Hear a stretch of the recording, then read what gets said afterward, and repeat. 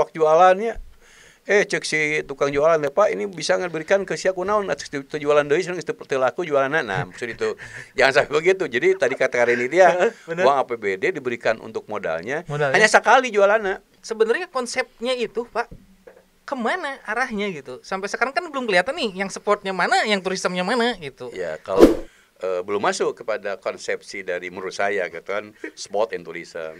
Sport and dagangan ya, gitu. Nah, makanya kalau bicara Pekansari kita harus berpikir ke belakang dulu.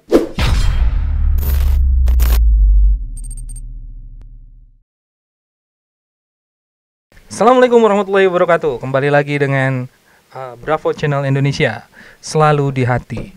Di channel kita kali ini tetap masih dengan narasumber sekaligus CEO kita dan partner podcast saya, Pak Rustandi. Gimana? Alhamdulillahirrahmanirrahim. Assalamualaikum warahmatullahi wabarakatuh. Luar biasa, mantap. Pak Rustandi sekarang kondisi Kabupaten Bogor agak seru-seru dikit nih. Oke. Ya kan, banyak hal yang terjadi di Kabupaten Bogor. Dengan langkah-langkah bupati yang sekarang banyak nih yang dinamika yang berubah lah. Betul. Di samping itu juga kayaknya nggak afdol deh kalau kita nggak ngobrolin Kabupaten Bogor tanpa melibatkan motonya. Iya dong. Cuman Pak Rustandi sekarang kondisi sehat nih. Alhamdulillah. Subhanallah. Mantap. Ya, mantap ya Pak ya. Yang penting mantap dulu kalau sekarang karena perjuangan harus terus berlanjut ya Pak ya, benar nggak? Pak Rus, Kabupaten Bogor ini punya satu moto dan ini juga jadi pertanyaan teman-teman Sadurus Lembur nih. Terkait motonya bukan lagi Tegar Beriman, bukan yang Tegar Beriman maksudnya, tapi Bogor Sport and Tourism. Kan keren tuh Pak ya, sport juga, olahraga juga, tourism juga gitu. Seakan-akan motonya itu diborong dah pokoknya nama KB. Tapi sebenarnya secara harfiah gitu ya Pak, menurut Bapak ini Pak, sport and tourism itu wujud apa sebenarnya untuk Kabupaten Bogor? Jadi gini, kalau masalah moto juang kan tetap Tegar Beriman. Oh iya, betul. Yang tidak terbantahkan gitu kan, karena Tegar Beriman itu tujuan umat manusia lahir batin. Kalau sport and tourism itu kan salah satu bagaimana program kepala daerah itu mengisi pembangunan yang memberikan dampak kepada masyarakat dikaitkan dengan kegiatan olahraga dan tourism. Saya mengartikannya adalah satu kesatuan yang utuh yang saling berhubungan antara kegiatan olahraga dan tourism. Jadi ketika ada kegiatan olahraga maka akan mengundang atau membangkitkan wisata datang, baik itu lokal gitu kan maupun regional maupun dan internasional. Betul. Ini yang saya bayangkan gitu kan, sehingga itu bisa didengar oleh dunia luar. Kenapa bahasanya sport and tourism, padahal kalau bahasa Bogor itunya aya kegiatan olahraga, aya wisatana gitu kan. Datanglah jelema kadinya untuk nonton olahraga gitu lah. Gitu mun disundakeun meureun. Daya tariknya berarti sebenarnya daya tarik wisatana eta teh olahraga gitu ya. Akibat ada olahraga maka akan wisata muncul. Berarti sebenarnya pangsa pasarnya seharusnya bukan lagi berbicara domestik ya Pak. Kalau domestik lah anggap sesuatu keperluan masyarakat untuk hiburan di sekitar lah ya kalau domestik. Tapi target pasarnya sebenarnya mancanegara seharusnya kan ya Pak ya.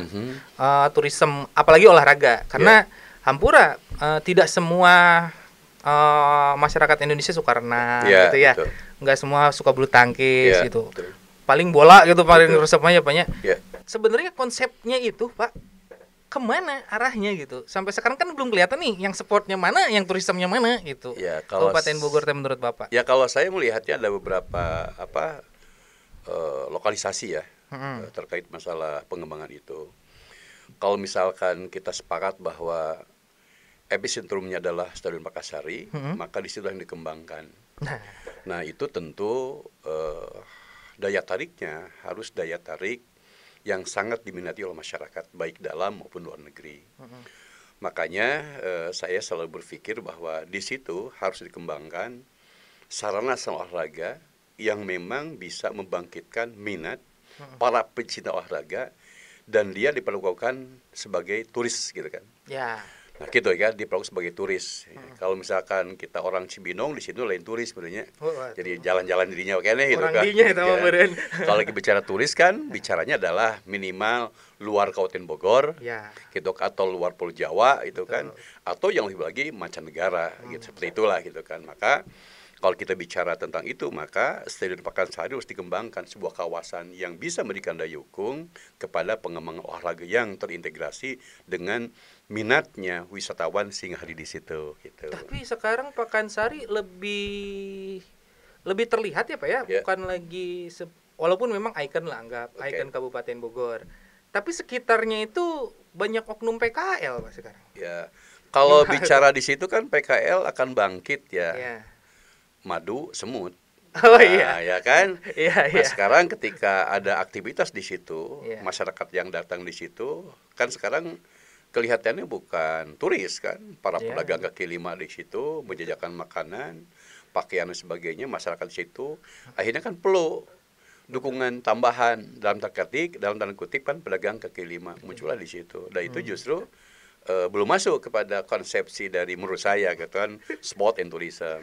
Sport and dagangan gitu. Nah, makanya kalau bicara Pakansari kita harus berpikir ke belakang dulu. Nah, saya sih berpikirnya itu kita harus berterima kasih lah kepada para pemimpin, para pelaku sejak ibu kota Kabupaten Bogor pindah kan dari kota Bogor ke Cibinong. Di situ ada bupati yang dulu merancang perpindahan, Bapak Ajat Sudrajat almarhum, ya mudah-mudahan menjadi ahli surga. Amin. Lalu dilanjutkan dengan Pak Ilioso yang membebaskan tanah beserta perangkat daerahnya di situ. Kemudian lanjut dengan Pak Agus Utara, Bapak Rahmat Yasin, Ibu Nurhayanti, Ibu Ade. Semua punya peran masing-masing gitu kan, sehingga bagaimana kita bisa mengolah itu. Nah sebenarnya zaman di eranya Bupati Nurhayanti itu ya kami pernah merancang bahwa cita-cita 60 hektar itu dikembangkan sebagai kawasan, bahasa saya itu kami itu waktu itu kawasan Senayan 2. Wow. Karena kan CBD dengan kegiatan olahraga ada di situ. Nah pasti kan dengan adanya kegiatan olahraga di situ, pusat olahraga dan kegiatan yang mengundang minat masyarakat luas baik dalam maupun negeri, tentu ada wisata aja di situ. Makanya waktu itu ya kita rancang Stadion Pakansari, di sampingnya itu ada pusat bisnis, ada pusat kegiatan olahraga yang lain, ya kan. Ada akuatik, ada renang, akuatik renang ya, di dalamnya kan renang. Kemudian ada velodrome, lalu ada lapangan tenis kelas internasional, gitu kan. Dan kemudian yang sudah terbangun kan tadi Lagasi Laga Tangkas. Itu banyak fasilitas yang lain. Dan di samping itu ada fasilitas yang lain untuk menampung wisatawan bahasanya itu. Ada hotel, ada rumah sakit, kan ada pendukung kegiatan lain yang memang untuk menunjang wisata Milatahari di situ. Nah itu ya. Tapi sampai hari ini dengan berbagai kendala belum terrealisasi gitu kan. Jadi sebenarnya rancangannya itu adalah membuat kawasan khusus olahraga, yang dimana wisatawan domestik maupun mancanegara itu bisa menyaksikan event-event olahraga di kawasan Pakansari. Wah, itu tadinya begitu. Keren itu. Nah makanya konsepnya misalkan lapangan tenis, kita ingin membangun 9 lapangan. 9 lapangan itu kan apa? Yang satu adalah stadion utamanya lah, main stadionnya. Itu tertutup. Itu untuk kelas-kelas tenis sekelas kalau kita mengundang misalkan dulu zaman-zamannya Maria ya kan, Maria Matatilova gitu kan, Serena Williams kan, itu kan pernah hadir tuh di Bali waktu Commonwealth itu. Iya, betul. Hadir. Nah, kita juga ingin menghadirkan itu sebetulnya. Kan berarti kan kalau mereka datang, penggemar dunia itu pasti datang. Sehingga jadilah sport tourism. Kemudian akuatiknya, akuatik kan berbagai cabang kegiatan di situ. Kita saksikan kalau ada renang-renang kelas internasional stadion penuh. Betul. Nah itu kan berarti kawasan yang lain akan berkembang, ada ikutan di situ. Katakanlah UMKM-nya akan tumbuh, hotel-hotel akan penuh, ya kan semuanya akan masuk. Akhirnya terjadilah pertumbuhan, dinamika usaha masyarakat di situ kan, yang bisa memberikan pendapatan dari beli masyarakat. Itu dirancangnya dulu kan. Misalkan kita ingin membangun velodrome. Velodrome tuh jangan diartikan hanya sekedar velodrome tempat balap sepeda. Di dalam kawasan itu ada treknya untuk lapangan untuk sepeda. Di atasnya untuk penonton, di tengahnya dikosongkan untuk berbagai aktivitas. Ketika ada tampilan musik apa namanya itu? Konser musik, pameran-pameran di Bogor kan belum punya. Nah, sehingga itu multifungsi. Ada saatnya kita eventnya kaitan masalah balap sepeda katakanlah. Ada kegiatan konser gitu kan. Ada kegiatan yang lain. Jadi itu multifungsi. Nah, bayangkan kalau sepeda kelas internasional pasti banyak penontonnya. Nah, sekarang ini kebutuhan masyarakat tidak lagi misalkan olahraga itu olahraga yang memang sudah banyak bisa ditonton di YouTube. Ya, betul, Pak. Ya dulu ketika kita misalkan nonton Liga Champion gitu kan, kita kan bermalam-malam tidur. Ya, benar. Ya, kan sampai jam 1, jam 2 yang ulang kan. Kedua kan tidak ada kan. Sekarang maka karena ada sudah YouTube, besoknya kita tinggal lihat. Tidak menarik. Benar. Tapi kalau di situ ditampilkan kegiatan olahraga yang sudah banyak penggemarnya, pencintanya, tidak hanya di dalam, terutama di luar. Ya. Nah, saya berulang kali menjadi panitia ya, baik pun Asian Games, SEA Games, kemudian Porda Jawa Barat. Itu penonton relatif kecil. Sebesar apapun gitu kan kita melakukan informasi kepada masyarakat yang datang kecil. Betul. Jadi kunci saya adalah kalau kita ingin gitu berkembang, sport tourism itu pilihlah olahraga yang banyak dicintai, penggemarnya mendunia. Kita hadirkan di Kota Bogor, para turis hadir di situ, baik kita di dalam negeri maupun luar. Kan ada menginap di hotel, ada kebutuhan oleh-oleh lah segala macam. Berarti kan bangkit semuanya. Itu yang harus dikembangkan gitu kan. Cuman sayangnya, coba itu terrealisasi luar biasa. Karena saya ngelihat gini, Pak. Pakansari ini kan kawasannya luas ya. 60 hektar. 60 hektar ya. 60 hektar dibangun Galatangkas dan segala rupa udah Laga Tangkas sudah dibangun. Jadi tadi teh yang paling menarik tuh akuatik, Pak. Ya. Cuman beberapa menit kan itu. Ya. Nggak sampai 1 jam jam macan kan. Renang, eventnya ya. Ya, polo air dan segala rupa. Itu tapi penontonnya banyak dari mancanegara. Betul. Ternyata penggemarnya juga banyak dari mancanegara. Dan bayangkan kalau mancanegara dan domestik, dompetnya isinya beda gitu. Dompetnya isinya beda. Makanya lucunya itulah tadi Pak, budaya wisata kita agak agak minim. Saya waktu itu kan ke Bali sama istri, Pak. Betul. Saya bayangkan tarik kecak aja berjamur di mana-mana. Nah, tapi ada yang nonton gitu. Betul. Jadi nggak sepi tuh, tiap malam ada aja yang nonton tarik kecak. Padahal pentasnya sama aja gitu. Nah, Kabupaten Bogor punya sarana yang luar biasa, mau bikin wisata olahraga gitu ya. Satu-satunya mungkin di Indonesia wisata olahraga seperti itu yang terkonsen gitu, tapi tidak terrealisasi. Sayang banget, Pak. Kalau sarapan saya ini konsep seperti ini ya bisa direalisasikan lah. Ya kan persoalannya kan memang konsep yang bagus itu kita tidak mampu lah dalam kutip ya kalau kita biaya sendiri, maka ada peluang sebetulnya kan ada Permendagri 2016 terbaik kita bisa bekerjasama memanfaatkan pihak lain. Nah, waktu itu kami sudah rintis ya dengan pihak-pihak akan kami lelangkan karena di ketentuannya kan setiap kita akan melakukan kerjasama pemanfaatan aset itu harus dilelangkan agar kita bisa memilih mana sebetulnya yang punya kemampuan. Betul. Tidak hanya membangun tapi memanage. Nah, kenapa begitu? Biasanya kan kalau kita hanya membangun, pemeliharaannya tuh, pengolahannya tuh. Kita bayangkan hari ini Stadion Pakansari itu semakin ditinggalkan oleh klub-klub profesional di Indonesia. Bayangkan hari ini saja kan Persikabo main bukan di Stadion Pakansari. Bukan. Apakah sedang perawatan dan sebagainya kita tidak tahu lah.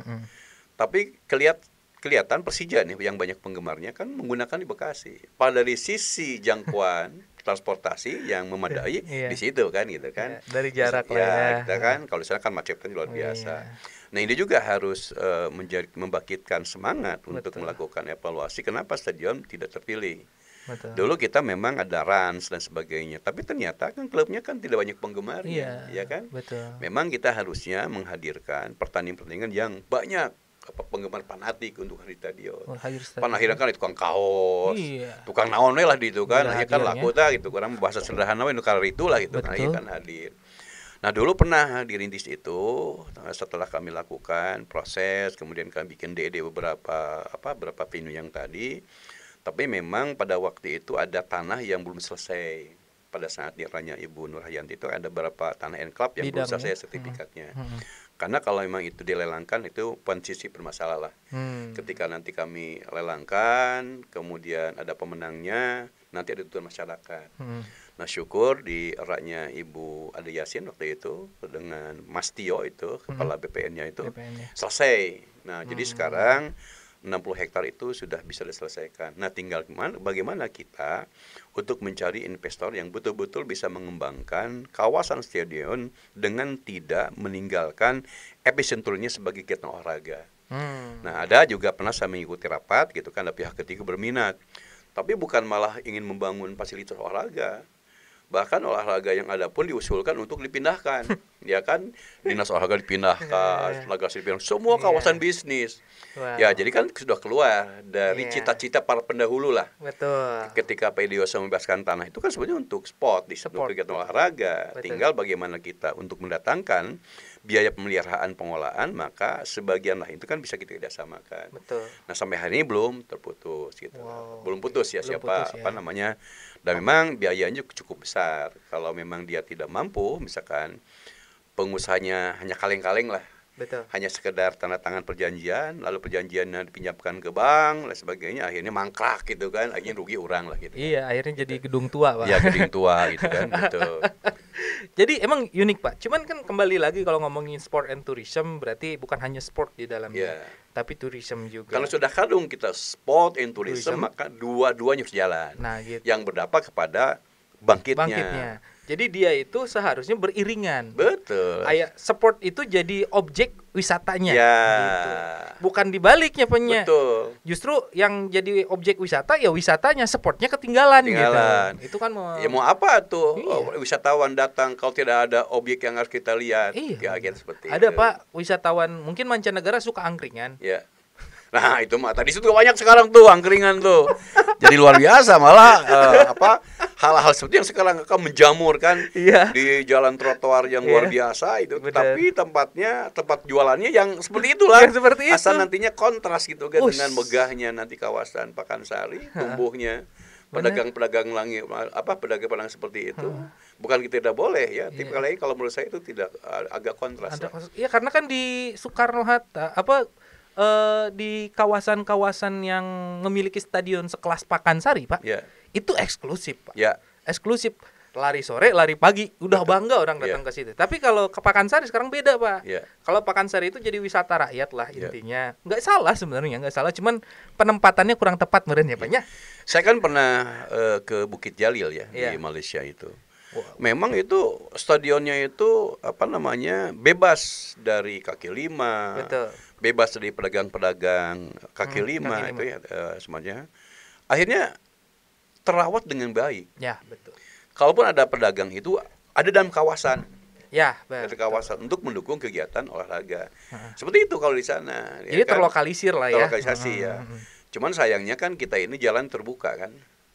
Jadi yang dulunya kawan eksklusif untuk ke Pakansari, sekarang bukaan tuh muncul bukaan baru. Iya Pak, enak itu nanti Pak kalau saya bisnis perumahan enaknya dekat Pakansari sih memang. Iya kan, aksesnya gampang. Gampang, fasilitas sudah kita siapkan. Iya. Mereka mau buka jalan baru. Jadi usaha dia kan berkembang padahal tanah yang 10 hektar itu yang semula untuk stadion akhirnya dalam tanda kutip ada bukaan baru yang belum tentu bisa menguntungkan kawasan Stadion Pakansari menurut saya gitu kan. Jadi kalau saya jadi pengusaha properti, saya investasi besar-besaran Pak untuk Cibinong Pak. Karena Pakansari itu aksesnya mudah Pak. Betul, luar biasa. Jadi luar biasa dari tol ya Pak ya. Langsung masuk tinggal muter doang nyampe Cibinong. Betul. Cuman sayang akses yang begitu luar biasanya, yang bahkan saya dengar Pak aksesnya itu bakal sampai ke Kemang katanya Pak ya. Itu kalau jalan dari Pemdanya ya. Dari Pemdanya. Bomang. Oh Bomang ya, tembusannya. Iya. Ya gitulah Pak, jadi terlihatnya agak kumuh gitu Pak karena banyak oknum-oknum pedagang tadi. Ya kalau saya sih lebih kepada tadi ya, bahwa mereka perlu usaha, perlu hidup, ada kesempatan, tidak ditata dengan baik akan datang. Betul. Sekuat apapun akan mengusir mereka karena berkaitan dengan kebutuhan hidup buat mereka, ya pasti akan jualan. Karena memang tempat yang lapak dalam kutip untuk lokalisasi pedagang kan tidak ada. Betul. Kecuali kalau memang yang saya bayangkan tadi adalah ketika stadion itu dibangun, ada misalkan lokasi-lokasi untuk menjadikan katakanlah untuk menyajikan menampung para pedagang yang saat ini berdagang atau berjualan sebagai kaki lima. Cuma persoalannya yang saya dapatkan informasi, pedagangnya bukan asli Bogor. Ini yang sayang. Padahal mestinya kalau ada aset punya kita Pemda Bogor, mestinya para pedagang memanfaatkan UMKM binaan asli Bogor. Dan mudah-mudahan ke depan itu kalau memang itu jadi dibangun, justru tantangan buat pemerintah Kabupaten Bogor itu untuk teman-teman misalkan di koperasi UMKM bisa gitu kan mempersiapkan jenis-jenis usaha dengan UMKM-nya itu bisa punya slot berjualan di situ. Seperti itulah. Jadi ada lokalisasi untuk itu, tidak hanya misalkan untuk jualan-jualan yang kelas tinggi lah, kelas atas gitu kan, branded gitu, tapi merek-merek lokal terpinggirkan. Nah, mestinya memang begitu. Itu kontras banget, Pak. Depan lote kan, Pak ya? Ya. Di depan lote, depannya lote, seberang itu, Pak ya? Itu dagang baju pinggir ya kan kalau malam. Terus restoran mewah ya Pak depannya. Di seberangnya itu pedagang kaki lima, cilok dan segala rupa, kan kayaknya menunjukkan bahwa wow, kesenjangan sosial Kabupaten Bogor tinggi banget gitu. Dipertontonkan. Iya, dipertontonkan. Gitu. Yang satu kelas elit ya kan, yang satu lagi kelas menengah ke bawah. Jadi seakan-akan Kabupaten Bogor, pemerintah Kabupaten Bogor memfasilitasi, Pak. Mengkotak-kotakan akhirnya. Arek Pakansari jajan rada murah belah dia gitu. Nu rada mahal belah dia kan gitu. Itulah potret ya. Potret desa kita, bukan hanya Kabupaten Bogor, pasti di semua itu terjadi begitu. Cuman patut disontoh ya, ketika saya dulu pernah ke Surabaya. Yang di depan hotel saya di situ pernah menginap. Di situ kumuh pajak pedagang kelima, lalu Menteri sekarang tuh yang Menteri Sosial, Bu Risma itu dipindahkan. Nah, dipindahkan ada lokalisasi pedagang kelima dan itu rapi. Nah, ini kan di situ berarti kedisiplinan ya.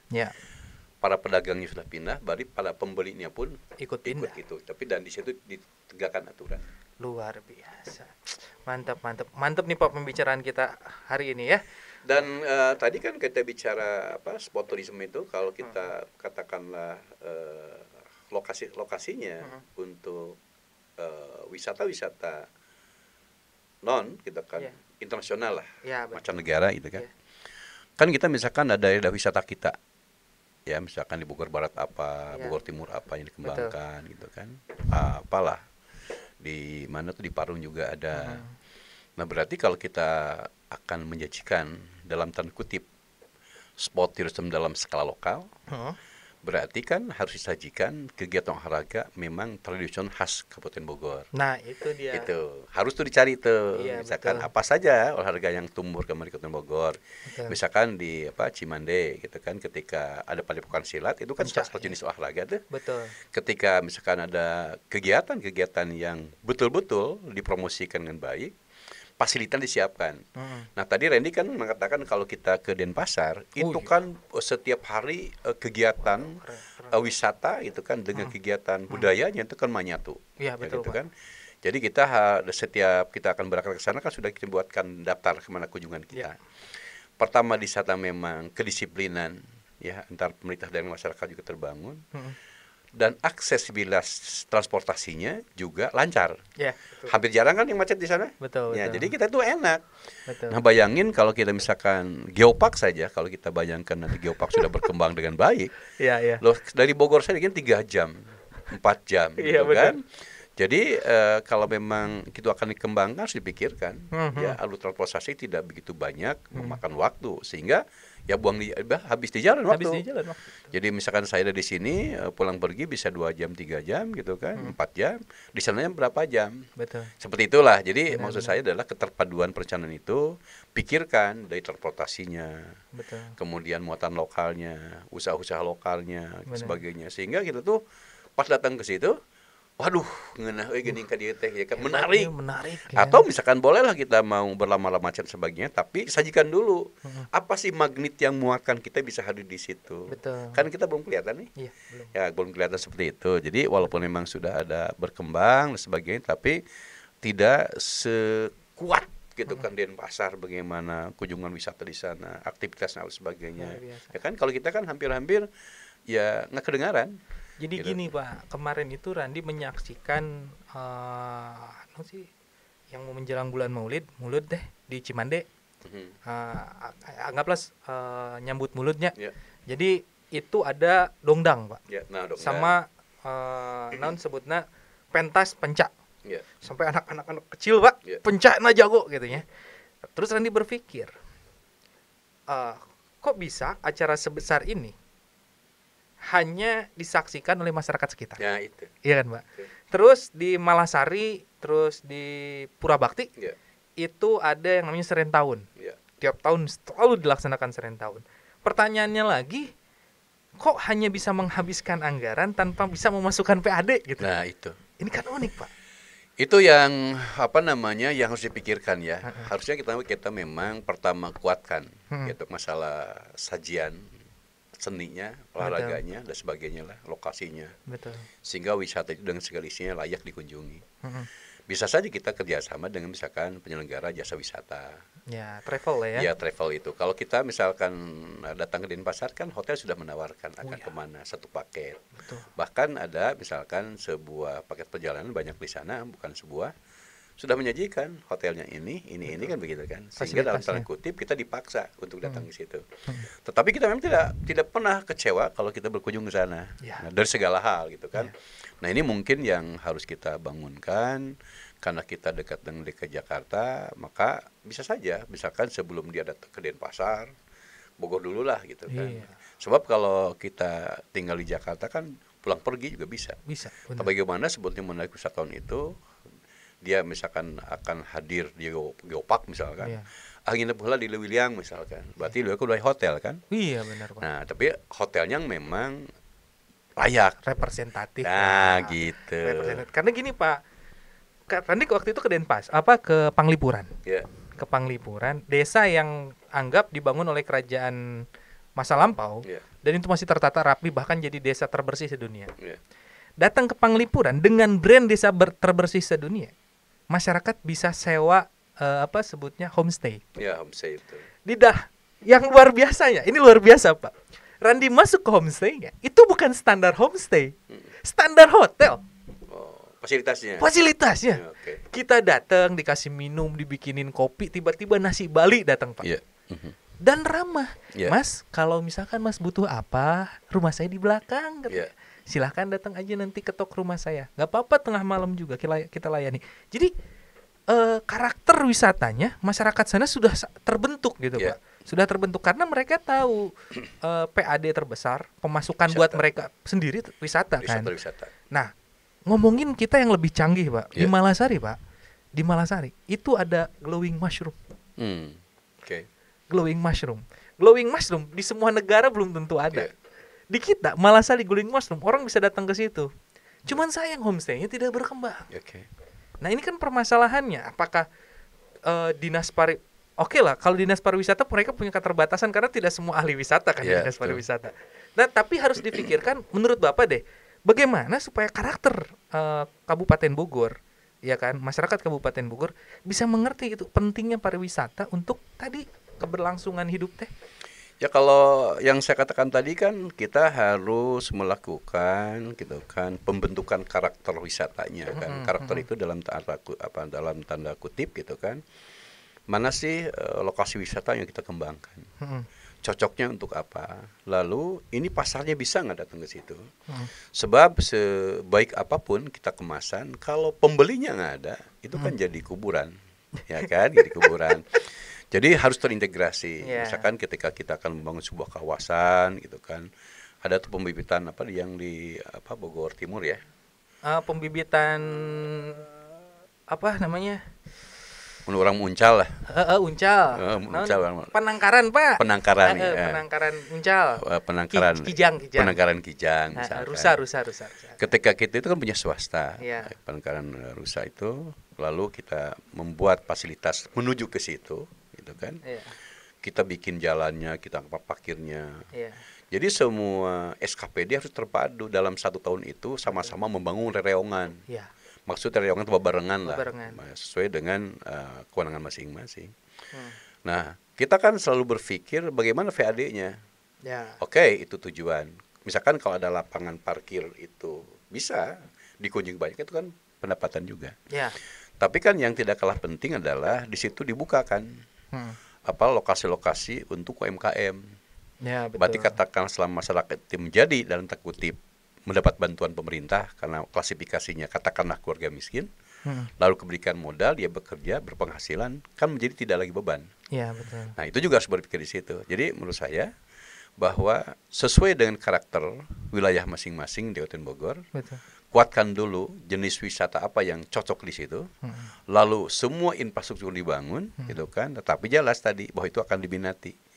Terintegrasi itu transportasi kumaha. Iya, benar. Tadi plasma intinya. Iya. Kalau tadi kan kalau homestay itu kan plasmanya. Plasmanya. Kenapa dia murah? Karena kan dia tidak memerlukan banyak pengeluaran operasionalnya itu kan, sehingga kamar dan sebagainya itu kan lebih murah.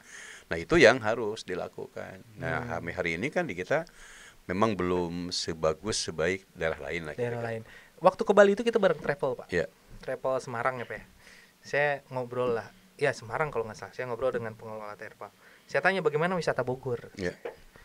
Aduh, di Bogor itu berat, Kang, katanya. Iya, iya. Beratnya baru mau masuk aja udah banyak minta. Nah, itu yang bahaya itu ya. Ribet yang saya itu. katakan di mestinya kalaupun akan kita bangun, tadi bahwa yang sering saya katakan itu kalau ada pungli itu mestinya sebagian daripada pengelola itu. Gitu. Berikanlah lapangan kerja gitu kan. Jangan kemudian karena dia membuat aturan sendiri, pengeluarnya kan semakin banyak. Akhirnya orang enggan untuk datang. Can nepi ke lokasi di jalan geus di pentaan misalkan gitu kan. Jadi ya agak merepotkan untuk pengembangan sebuah kawasan itu. Jadi wisata teh beak di jalan itu. Nah, itu gitu. Siap. Ya. Tapi next time Pak kita bahas lagi lebih dalam, salah satunya nanti Geopark Pongkor, Pak. Ya. Itu Geopark Pongkor sangat menarik sekali. Betul. Terus ngomongin pariwisata Kabupaten Bogor luar biasa. Sampai saya berpikir gini, saya mau nantang para perusahaan travel gitu. Sok kalian lihat event apa aja yang tahunan di Kabupaten Bogor. Karena event-event tahunan ini itu bisa masuk plasma tadi, Pak. Homestay-nya masuk, ya kan. UMKM-nya masuk. Jadi contohnya begini, wisatawan datang untuk ngasihkan serent tahun misalkan. Kita jual tiket karcisnya itu udah beserta homestay dan segala rupa. Dia tidur di situ, malamnya kita sambut dengan jaipong, dengan pencak gitu ya. Betul. Besoknya mereka ngeliatin tuh momentum serent tahun, wah Pak luar biasa. Itu kalau ada perusahaan travel bisa orah itu, wah panen Pak di Kabupaten Bogor. Jadi tadi ya itu berarti dinas pariwisatanya harus pandai memainkan momentum kan. Karena kan kita bukan pelaku, tapi pendakan sebagai fasilitator. Gitu kan. Jadi kalau memang punya daya pikir gitu ke arah situ, mudah-mudahan kekayaan Bogor juga bisa diekspor kan. Sebuah event yang luar biasa untuk mendukung tadi sport and tourism luar biasa gitu kan. Sehingga nanti kan nampak di PAD. Ya kan gini lah, kalaupun ada yang sekarang itu mengatakan wisata bangkit. Ari bangkit hotel-hotel ngesai mah tuh lain usaha orang. Gitu kan. Dan takutnya bukan jadi payah kita kan. Betul. Akibat misalkan hotel dibangun di situ gitu kan, kemudian punya hotel sudah ternama, jaringan internasional gitu kan sudah pasti. Tapi ini mah yang kita tunggu adalah bagaimana inisiasi teman-teman di Parda minimal itu kan bisa membangkitkan, membangun sebuah kawasan baru untuk tadi ya di luar yang sudah kita kembangkan saat ini gitu. Jadi maksudnya dari kita oleh kita untuk kita. Gitu. Tapi kan udah dibangun Pak, itu wisata baru Pak. Di mana itu? Fasilitas wisata Cibinong. Ada Pak, yang samping Kadin itu Pak. Hotel. Oh.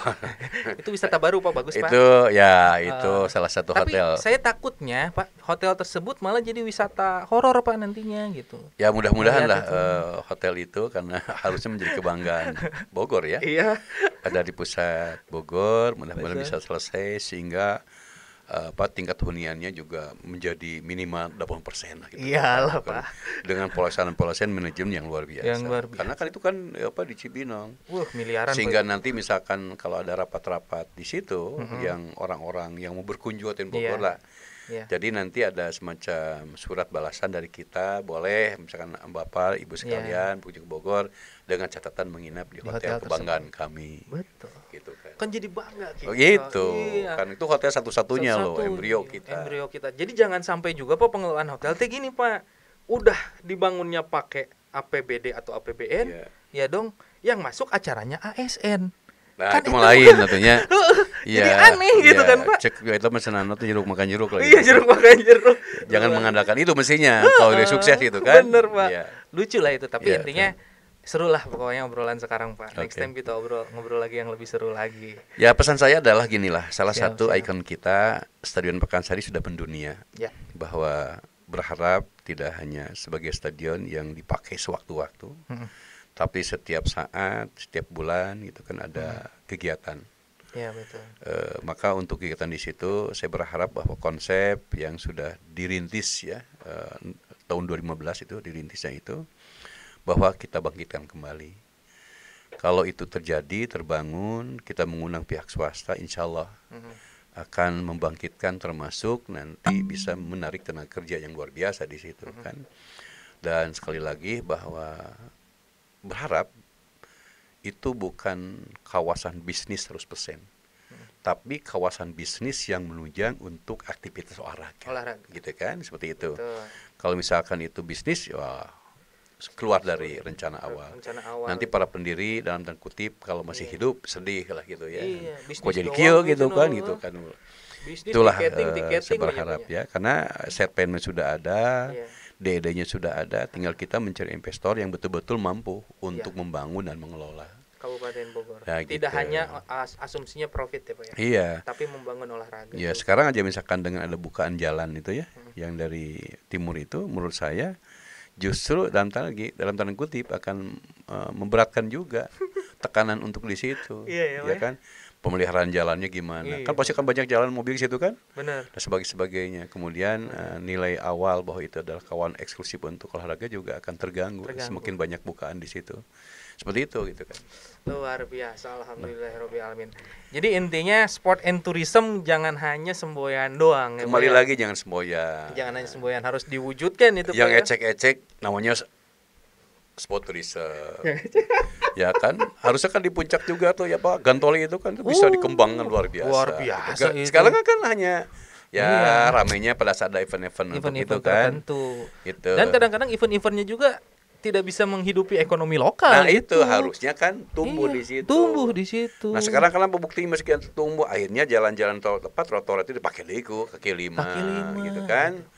Dan kemudian kita seringkali kegiatannya hanya sporadis. Iya, benar. Ya gitu kan. Aya kun deui, aya deui. Harusnya kan ada kalender setiap tahun. Iya, kalender. Sehingga setiap orang yang akan berpartisipasi di situ itu kan bisa melihat kalender. Iya. Oh, ternyata bulannya ada jualan ini, ada kegiatan apa. Sehingga sih katakanlah para UMKM pedagang di situ kan bisa. Dan kemudian di situ memang harus dibangun slot untuk pedagang-pedagang kaki lima.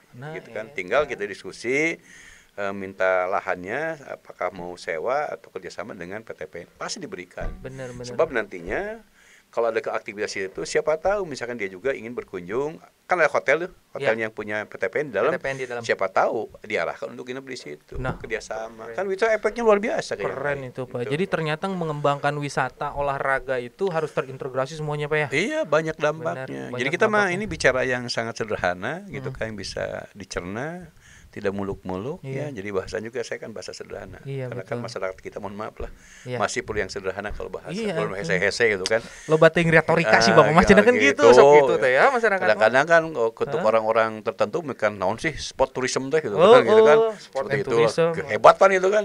Tapi itu tidak salah juga karena kalau kita akan canangkan di Pakansari sebagai ibu kota memang cocok. Ya, kan hanya kalau gitu kan Allah berikan mengizinkan untuk berkembang di situ. Di situ. Kalau sama kembali lagi lah Allah belum mengizinkan di situ untuk berkembang. Betul. Tapi suatu saat pasti berkembang. Insya Allah. Dan makanya tadi kerja keras dinas olahraga, ya kan, kerja keras dinas pariwisata, kerja keras PD, ya kan, perusahaan daerah tuh. Perusahaan daerah juga bisa ya kan? disertakan. Banyak lah di situ. Banyak gitu di situ. Yang bisa berpartisipasi. Partisipasi. Jadi intinya, hayu atuh uang rakyat teh jangan dibuat untuk gagah-gagahan. Ya kalau di situ sebenarnya kan tidak harus uang rakyat ya. Iya. Tidak usah rakyat karena yang saya tadi ingin mengundang investor. Kayak kan. Tinggal yang misalkan UMKM-nya itu yang perlu bantuan. Bantuan modal usahanya lah. Jadi kalau mau bantuan usaha itu ulah hanya merewe tah. Tapi dia tidak menghitung keberlangsungan dia. Setelah dikasih uang, produksinya apa, setelah produksi dijual ke mana, akhirnya pembelinya. Nah, jangan sampai misalkan ketika kemarin PED itu kan diberikan gerobak jualannya. Cek si tukang jualan ya Pak, ini bisa nggak berikan ke siapa kunaon atau jualan deui sering seperti laku jualan. Nah maksud itu jangan sampai begitu. Jadi tadi kata Karini dia uang APBD diberikan untuk modalnya hanya sekali jualannya. Ya kan nggak sekali terbalik deui tah data itu ya antara untuk usaha dan kepentingan dapur. Iya kita modal gitu. Nah hindarkan itu gitu. Pakansari banget sih itu. Nah itulah ulah gitunya. Jadi mudah-mudahan ke depan bisa dilahirkan sebuah konsepsi yang terpadu gitu kan. Dan mudah-mudahan itu bisa terlaksana. Kita buat para pemimpin kita yang sudah mencurahkan pikiran dalam Tanduk Stadion Bekasi itu bahagia. Karena biasanya kan kita akan bahagia ya seorang mantan pemimpin ketika program dilanjutkan, buktinya ada, tidak disia-siakan. Tapi kalau misalkan nanti kecewa, ternyata misalkan dalam kutip akan jadi amburadul misalkan, itu kan kecewa. Kecewa luar biasa. Jadi para pemimpin masa lalu sudah menginvestasikan modal pikirannya Pak ya. Modal tenaga, modal dana, dan segala rupa ke Pakansari. Kalau misalkan di masa depan masih gitu-gitu kene, berarti kita sudah mengkhianati cita-cita para leluhur ini teh. Sebab kalau kita bicara sebab akibat, jangan kita terlalu angkuh lah. Nih gua udah bangun A, bangun C. Lamun tanahna kumaha? Berarti cek nemboga tanah mun ibu kota teu pindah kumaha. Benar. Jadi terkaitan antara dulu yang punya gagasan ibu kota pindah dengan timnya itu kan. Lalu yang membebaskan tanahnya, lalu yang membangunnya, lalu hari ini mau diapain? Benar. Tahapan-tahapan tuh. Jadi kalau kata Ibu Nurhayanto itu pembangunan itu proses. Tidak bisa dibandingkan satu dengan yang lain. Maka dalam tanda kutip kita harus tawadu lah, rendah hati gitu kan, untuk sebuah proses pembangunan. Luar biasa, gitu. Mantap. Sepertinya cukup nih Pak. Sip lah. Next time kita lanjut lagi atur nuhun Pak info dan ilmunya, dan semoga Kabupaten Bogor nih bisa mendapat para pelaksananya Pak ya, bisa mendapatkan pencerahan atas podcast bukan hanya di Kabupaten Bogor, secara nasional nih, supaya dapat pencerahan. Jadi kayaknya cukup. Jadi ini sekali lagi bahwa ini obrolan ringan. Apa yang saya tahu, mudah-mudahan sebagai inspirasi. Betul. Gitu kan, buat semangat teman-teman semua. Betul. Kita jangan takut untuk melangkah bila itu untuk kebaikan dan kemaslahatan umat. Luar biasa. Gitu. Nah, taati aturan yang ada. Ulah kemudian kita menyampaikan aturan bisi bahaya. Nah gitu kan. Ketika nanti ada bahaya, belum tentu seseorang pemimpin pun akan menolong kita. Gitu. Bahaya. Itu ya itulah. Siap. Baik, saya Muhammad Randi Abdul Aziz dengan partner podcast kita Pak Rustandi pamit. Wassalamualaikum warahmatullahi wabarakatuh. Bravo. BCI selalu di hati kita. Oke. Assalamualaikum warahmatullahi wabarakatuh. Waalaikumsalam warahmatullahi wabarakatuh.